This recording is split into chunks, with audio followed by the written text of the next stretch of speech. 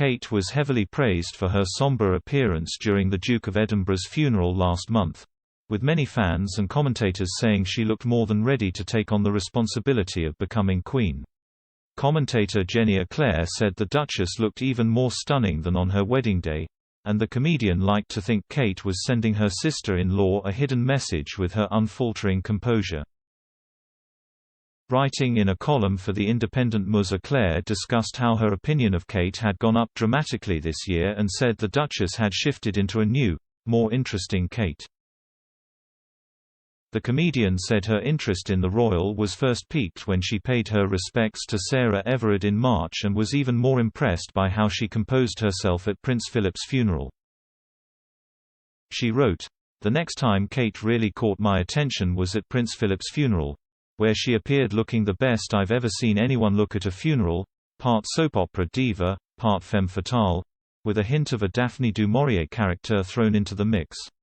She looked even more stunning than on her wedding day."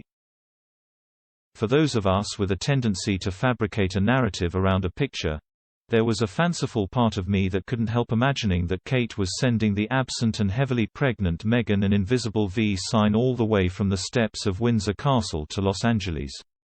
Kate, it seems, isn't going to allow herself, William or her children to get walked over. She is fighting back.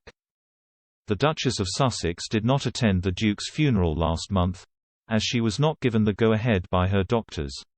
Meghan, 39, is heavily pregnant with her second child, and during her sit-down chat with Oprah Winfrey she revealed the baby girl is due in the summertime. In keeping with royal tradition, the couple has not shared their due date with the public, but insiders say the Duchess is set to give birth in June.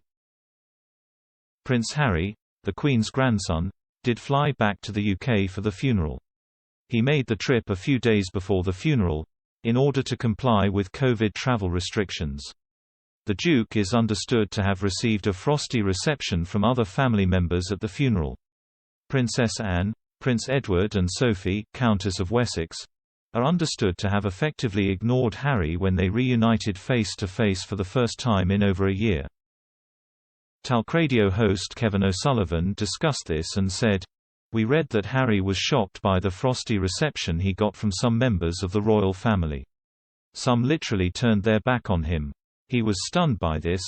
I'm not sure why that was a surprise to him.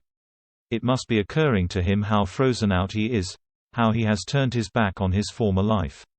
There is a suggestion that when he came back a few weeks ago, he was reminded of his old life."